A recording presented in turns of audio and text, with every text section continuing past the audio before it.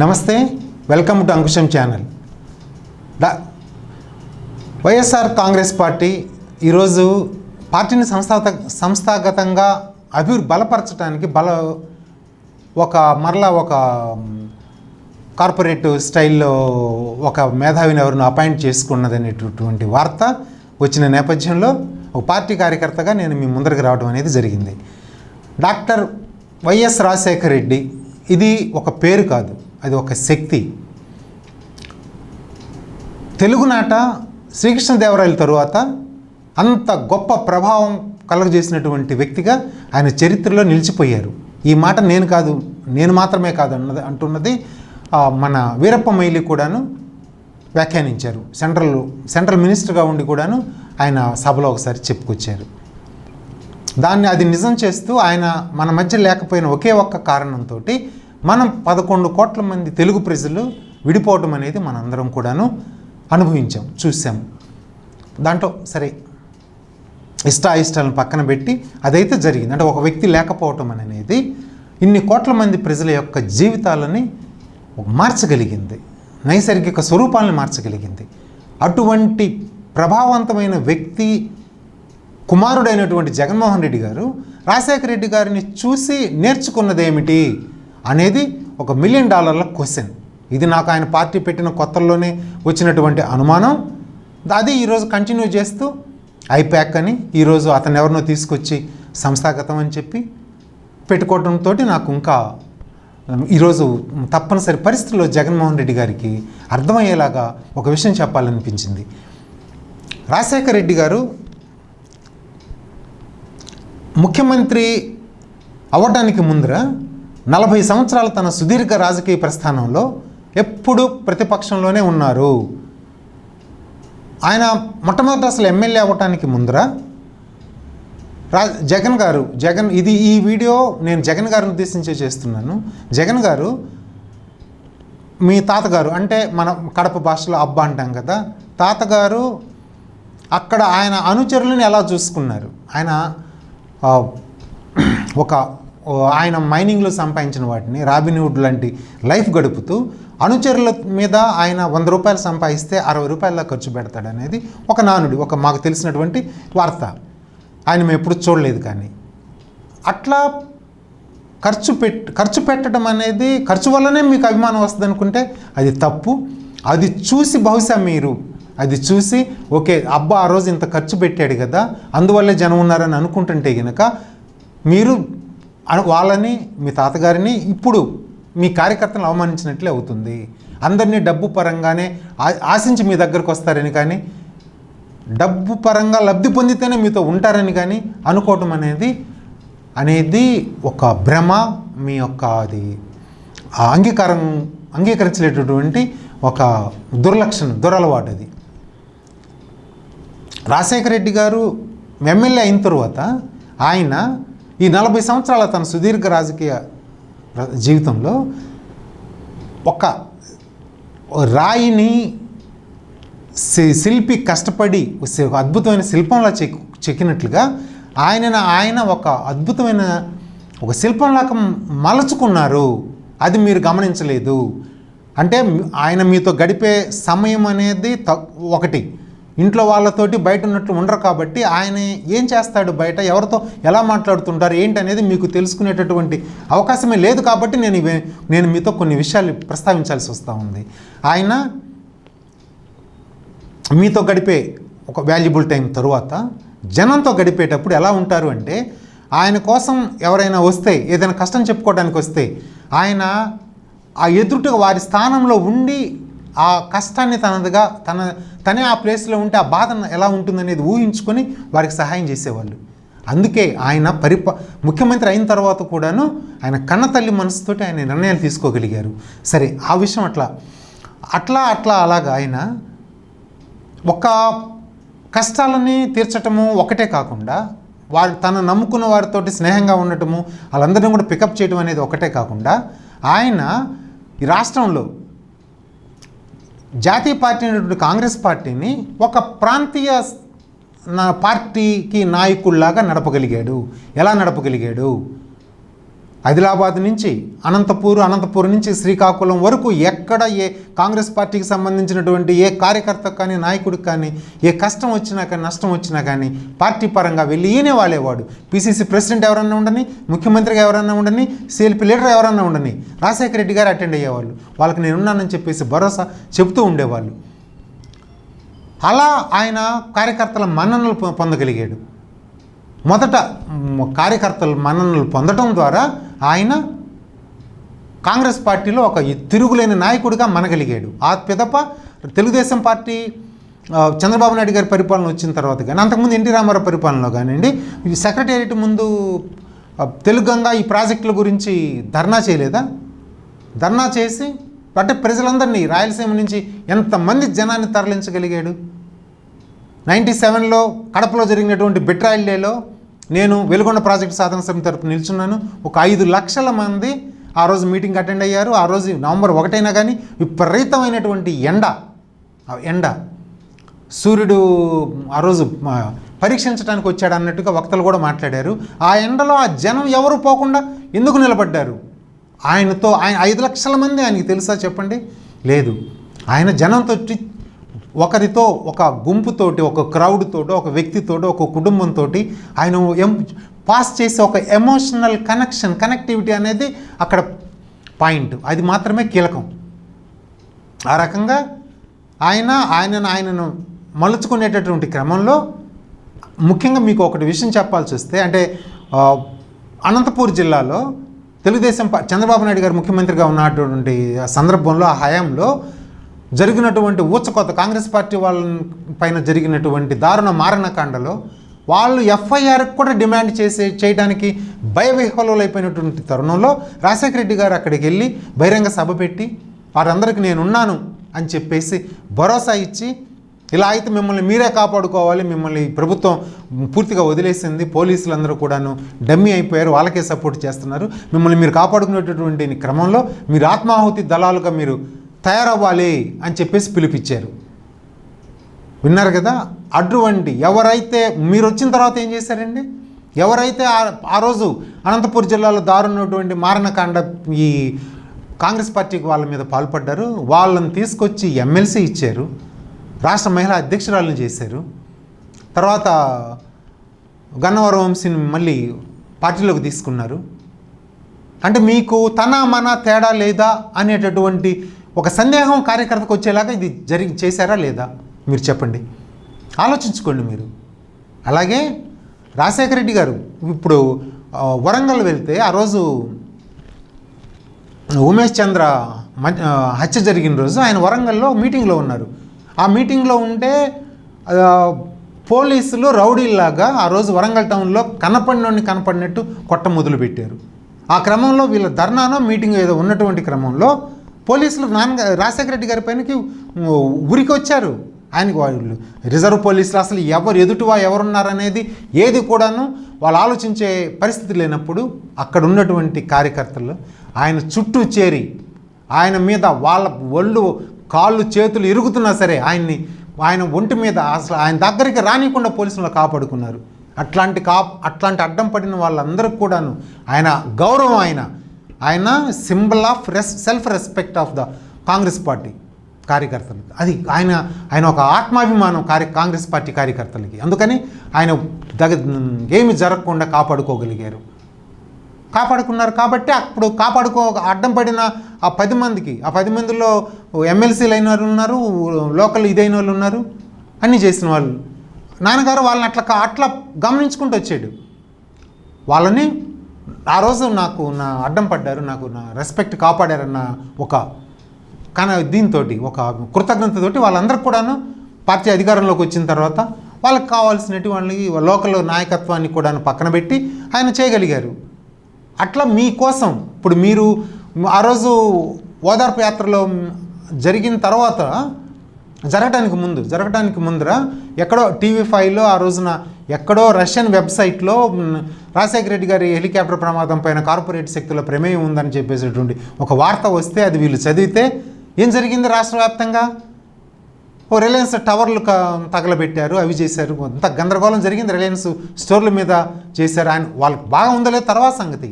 ఆ వచ్చినటువంటి వార్త నేపథ్యంలో జనాలు, కార్యకర్తలు వాలంటీర్గా వాళ్ళందరూ వాళ్ళు వచ్చేసి అవన్నీ ధ్వంసం చేశారు, వెళ్ళిపోయారు.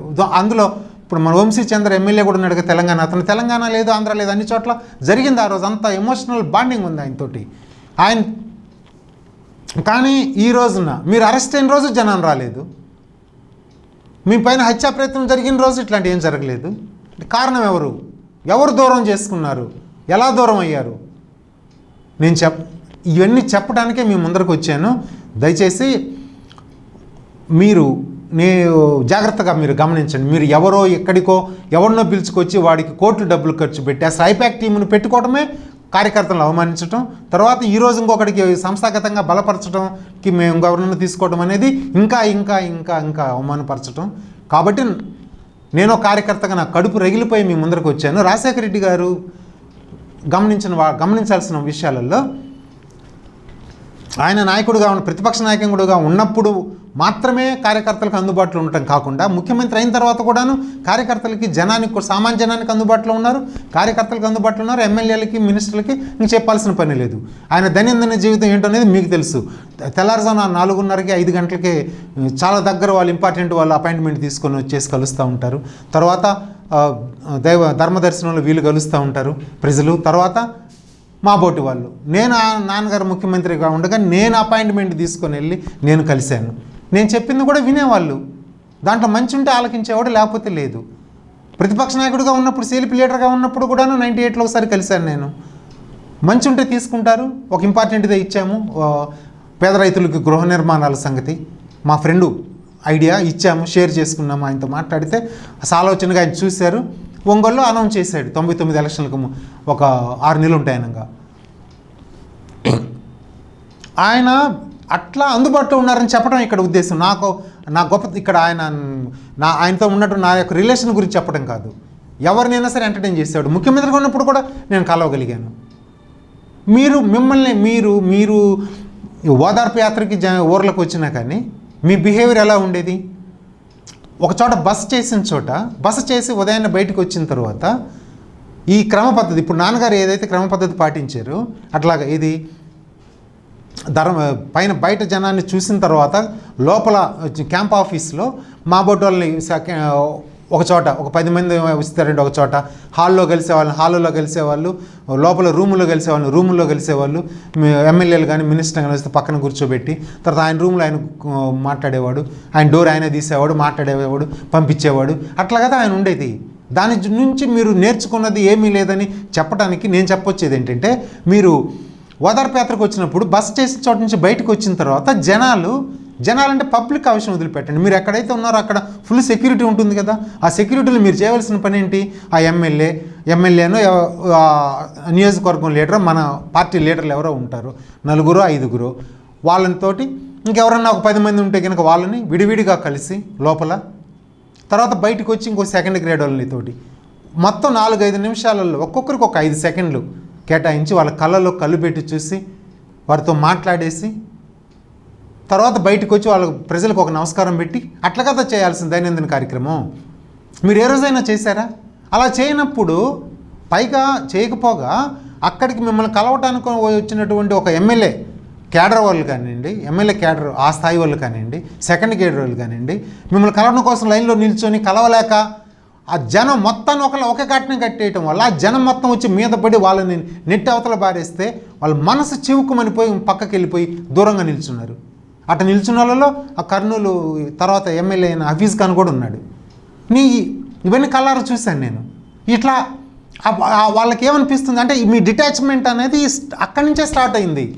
మీ నాన్నగారితోటి క్లోజ్గా ఉన్నటువంటి వాళ్ళు కానివ్వండి, వాళ్ళని మీరు ఏ రోజు ఎంటర్టైన్ చేయలేదు, లేదా మిమ్మల్ని కలవడానికి వచ్చిన వాళ్ళని కూడా మీరు ఎప్పుడు ఎంటర్టైన్ చేయలేదు.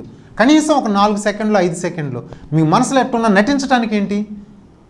రాజకీయాలు అంటే మోసం చేయడం కాదు కదా. కనీసం ఓకే, మీరు మాట్లాడటానికి ఏమైంది? నాన్నగారికి అంత కాకపోయినా కొంత అయినా కానీ ఒకే ఒక్క పోలిక పోల్చిన రాజశేఖర రెడ్డి గారు ఆయన ఇంటికి ఎవరైనా భోజనానికి వస్తే 10 మందికి మాత్రమే తినటానికి సరిపడా ఉంటే కూడాను 100 మంది వచ్చినా కానీ 100 మందికి అన్నం పెట్టి అందరూ కూడాను కడుపు నిండా భోంచేసామంటే తృప్తితోటి బయటికి వచ్చేటట్టుగా ఎలాగైతే చేయగలుగుతారో అట్లాగే మనుషుల్ని ఆయనకి ఎంత తక్కువ టైం ఉన్నా ఫ్లైట్ టైం అవుతున్నా కానీ ప్రతి ఒక్కరిని కలిసే వెళ్ళేవారు. ఆయన ఆ టైం మేనేజ్మెంట్ అనేది అలా ఉండేది. దాన్ని చూసి మీరు ఏం నేర్చుకున్నారు? కార్యకర్తలతో కానివ్వండి, మీకోసం పడి చచ్చే వాళ్ళతో కానివ్వండి, మీరు ఒక ఎమోషనల్ బాండింగ్, ఎమోషనల్ కనెక్టివిటీ ఎక్కడ మెయింటైన్ చేశారు? చేయలేదు కదా. మీ పార్టీ రాజశేఖర రెడ్డి గారికి ఉన్నటువంటి బలమే అది. ఆయన ముఖ్యమంత్రి అయిన తర్వాత ఆయన చేసినటువంటి పథకాలను చూసి జనాలు అభిమానిస్తున్నారనే ఒక అపోహలో మీరుంటే అది ఖచ్చితంగా మీ భ్రమే. ఆలోచనలో మీరుంటే కనుక అది ఖచ్చితంగా అపోహే. ఆయన జనంతో ఇప్పుడు ఒకరికి మంచి చేశాడు, మంచి చేస్తే ఆయన 10 మందితో చెప్పుకోవడంతో ఆయనలో దేవుణ్ణి చూడగలిగారు. పార్టీ కార్యకర్తలు కూడాను పార్టీ మొత్తం ఆయన వెనక నడవటానికి ఒకరికి హెల్ప్ చేస్తే ఒక ఊర్లో ఒక నియోజకవర్గంలో 10 మందికో 20 మందికో కదా ఆయన ఏదైనా సహాయం చేస్తే చేయగలిగేది. వాళ్ళందరికీ బయట ఇచ్చినటువంటి పబ్లిసిటీతోటి ఇండైరెక్ట్గా ఆయనతోటి మానసికంగా వాళ్ళు ఒక అడ్మిరేషన్, ఒక ఓకే ఆరాధించే ఈ స్థితికి ఆయన వెళ్ళిపోయాడు. అది ఆయన ఒక చిరునవ్వు ఒక్కటే కాదు, అదొక్కటే మీరు అడాప్ట్ చేసుకున్నట్లున్నారు.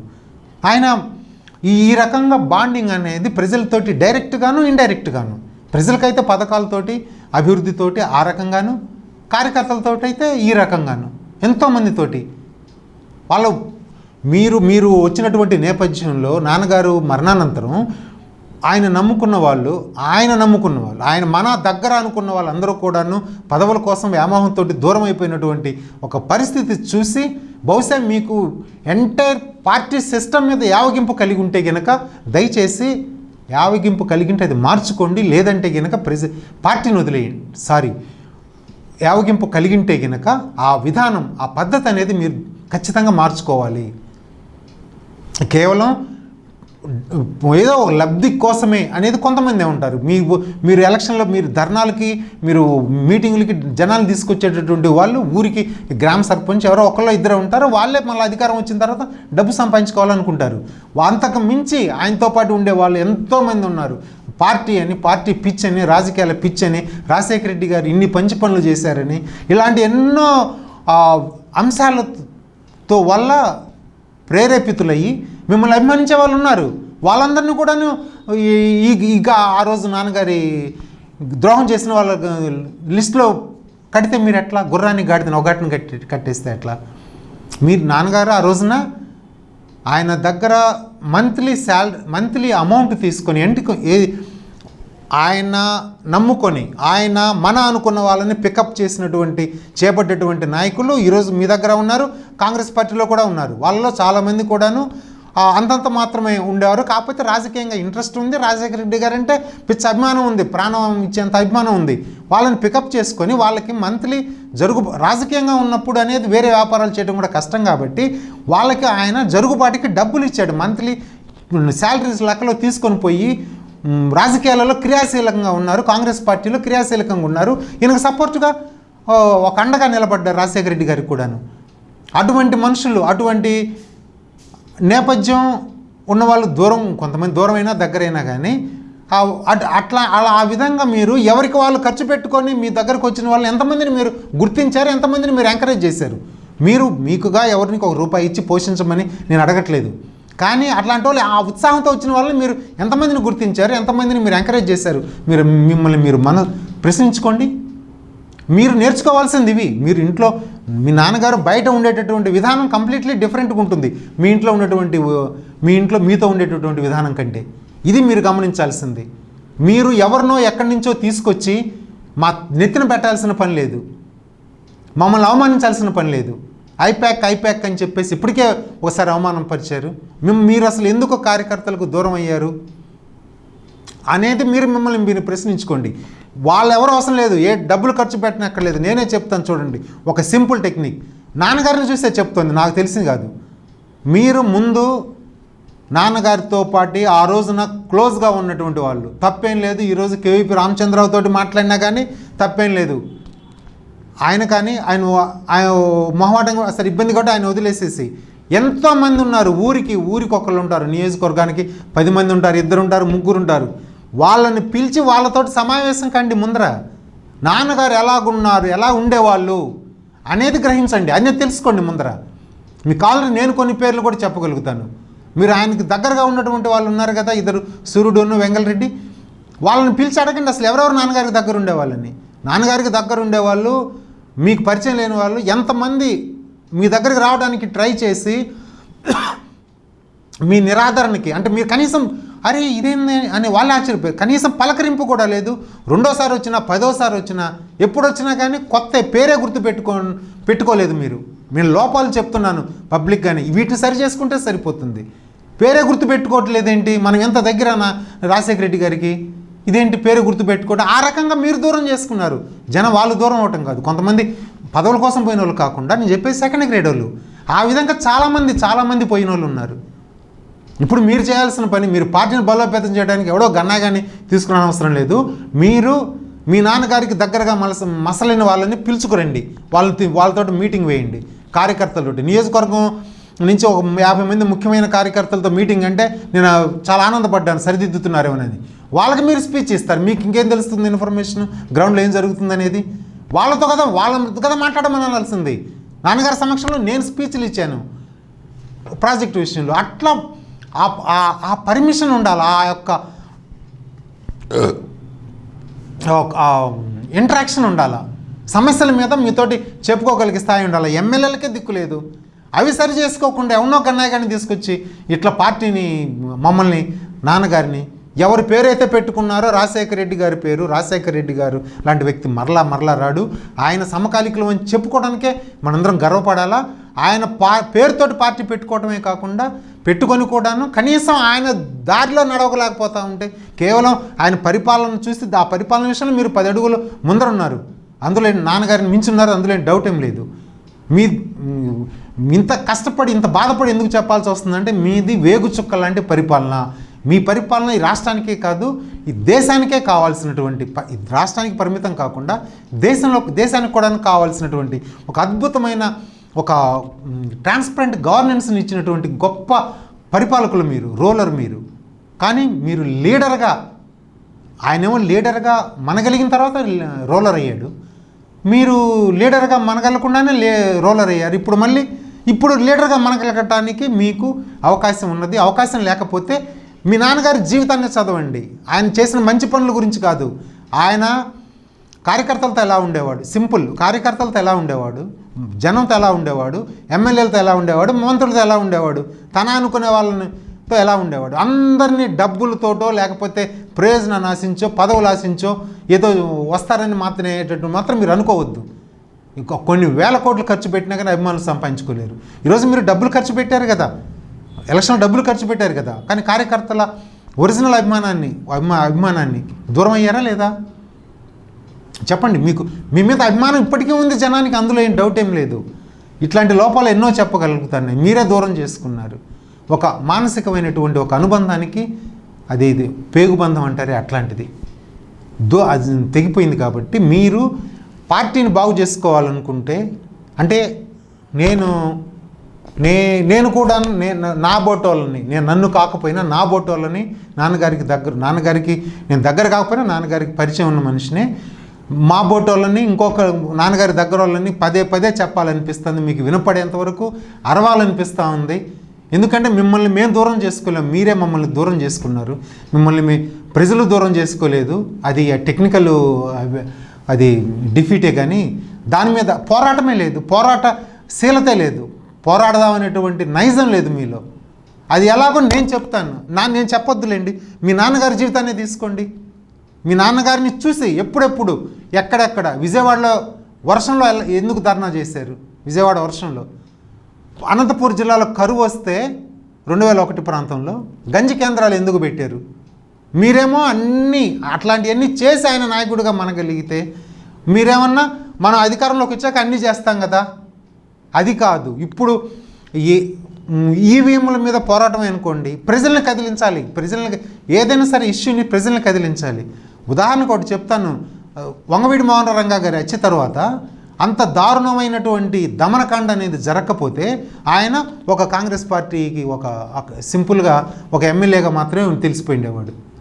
ఆ జనం మొత్తం కూడా ఇన్వాల్వ్ అయ్యి రోడ్ల మీదకి రాబట్టే ఆయన ఈరోజు ఆ ప్రాంతంలో ఒక వర్గానికి నాయకుడిగా ఉన్నాడు, ఎమ్మెల్యే కాబట్టి అప్పటికి ఉన్నాడు. అట్లా ప్రజల ఇన్వాల్వ్మెంట్ అనేది అడుగడుగున మీరు ఇన్వాల్వ్ కావాలని మీరు కోరుకోకపోవడం అనేది చాలా ఒక దురదృష్టం, విచిత్రం.